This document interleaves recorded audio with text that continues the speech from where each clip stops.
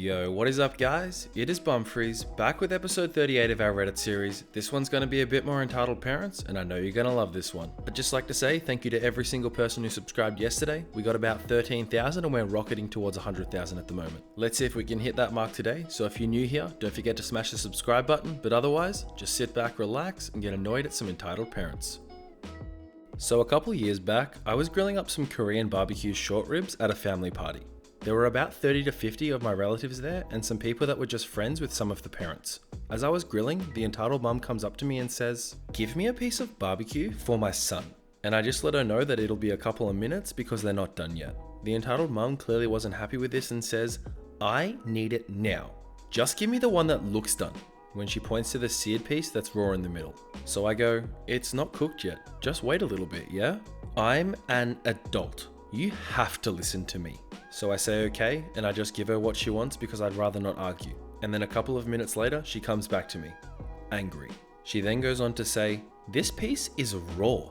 Why did you give it to me? You have no idea how to cook. But you demanded I gave you a piece when I told you that it wasn't quite cooked yet. And then you told me I had to do whatever you said because you're an adult." She doesn't say anything and just leaves. Later I found out that she went to my mum and tried to tell her that I couldn't cook and tried to give her raw meat. Luckily, my mum was the one who taught me to cook, so she knew the entitled mum was making it up. I swear the life of the average entitled parent just seems so easy. I mean, by this logic, you'd never have to pay for anything again. You want McDonald's? All you need to do is walk in, find the youngest person, ask for free food, and when they don't give it to you, say, "I'm an adult, you have to listen to me." But unfortunately for this mother, she's not just an entitled parent, she's also a bad parent. She'd rather risk her kid getting salmonella than waiting a couple of minutes. I gotta say, that doesn't sound like very good parenting to me. So, I grew up with divorced parents, and until I was around 11 or 12, I went back and forth between my parents' houses. When I was 6, my mum married my stepdad, who has been more of a parent to me than my dad ever will. I was kind of oblivious at the time, but my dad would put the thought in my head to have my stepfather sleep on the couch and have my dad back at home with my mum. So I asked after my dad basically told me to, and my mum obviously said no. He continued to put these thoughts in my head, and gradually I noticed that something was wrong. Soon after my mum and stepfather got married, they had my little sister. My dad continued to ask about her and make little comments here and there about how he should be her dad and said that my mum cheated on him with my stepdad. My parents had been divorced since I was 2, and my mum and I had met my stepfather at the same time, when I was 5. When he would pick me up from my mother's house and my sister would happen to be nearby, he would actively try to talk to her and get her to open up to him. My mum would have to shoo her away to get him away from her. After giving up on being in my sister's life, he would make random comments on how more well behaved I was and how I could control myself more because he had raised me, not my stepfather. I began to get angry as I loved my little sister as well as my stepfather, and I argued that I was only more well behaved because I was a bit older. I told my mum, and she had to tell my dad to stop talking about my little sister and that he had no right to bash her like that. My dad still causes drama and I don't go and see him anymore, as he ended up being abusive towards me. To this day, whenever he is brought up, my little sister calls him the other guy, as she knows he's my biological father, but she knows I don't like to call him my dad. She's the best. You know, it's just really hard not to feel sorry for everyone involved. We see a lot of crappy people in this series, and I get that, but at least none of them are having a long-term effect on the victim of the story. This poor kid had absolutely no escape of this until they were old enough to be able to make their own decisions and realize that he wasn't a good influence on their life. I'm just glad they've realized now, and hopefully things are looking up. I have my own entitled parent stories, but this one happened to my mum when she was pregnant with me. So, back in the late 90s, when Sears wasn't sad and dying, my mother was an assistant manager.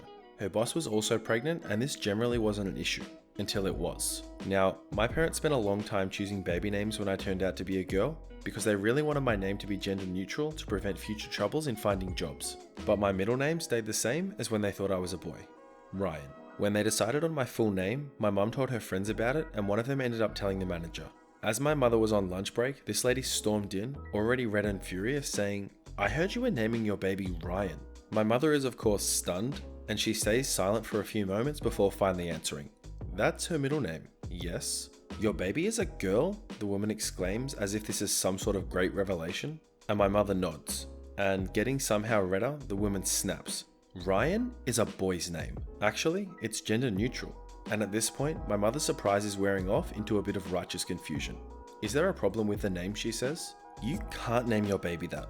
The woman is practically shouting at this point and says, "I'm naming my son that." My mother stares at her, trying to work out what kind of mental gymnastics it takes to decide that your choice of baby name should give you the authority to veto someone else's baby name, and says, "So? Change your baby's middle name or I'm going to fire you," the woman says, having drawn a crowd with this whole scene to witness this utter insanity that was her outburst. People who could act as witness for my mother if she attempted such a thing. "I don't think you can do that," my mother answers flatly. She couldn't even fire my mother on some other infraction because there was no other infraction. The staff was friendly with my mother and she'd brought up sales in her area by a lot. The woman stops for a moment, maybe realizing that my mother was right on that point, and once again demands, "Change your baby's middle name? I chose Ryan first." Yes, calling dibs. Surely my mother would have had to respect a grown woman calling dibs on a very common name. "Ryan is my maiden name," my mother answers flatly, and at this point, the woman stops, still furious, sputters for a moment, and finally stomps off. My middle name is Ryan, and my mother's boss named her son Dylan instead. So there's this website called howmanyofme.com. If you haven't heard of it before, it's actually pretty cool. You can search your name and it will tell you how many people roughly have that same name in the United States. Given that they mentioned Sears, I'm assuming that this either happened in the US or Canada, so this is pretty relevant. I did a quick search for the name Ryan, and there are 549,200 people that have that same first name. Not to mention that it's the 109th most popular first name in the country.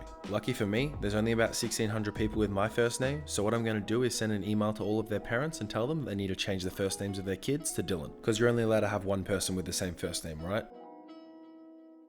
The story behind this is that my family were looking for a new dog. We wanted a puppy that would grow to be a large dog from a trusted breeder, so we were willing to pay quite a lot. Since my sister is allergic to the fur, we were going to have to get a poodle crossbreed. We ended up choosing golden doodles. We went to see the puppies and there were lots of color variants in the puppies, which is rare for golden doodles. We chose this one that was mainly black but had a little white strip on her chin and stomach. We reserved this dog until the 8 weeks, the legal time that you can separate a puppy from its mother, aka buying it. After a few days since we reserved our new puppy, that we paid for in its full amount by the way, I get a text from this entitled mother. At the beginning, she was just asking if we could trade the puppy that we just bought for $1,200 for a fully grown Labrador that she had at the moment. I was a bit worried about how she even got my number, so I asked her and she said that she was looking at all the puppies and wanted my one, the one that was reserved. She asked for it, but the breeder said the puppy was reserved, so they gave her my number to ask for the puppy. When she replied, I just politely said, "Okay, sorry, but we want to keep this puppy as we already brought it and we really like her."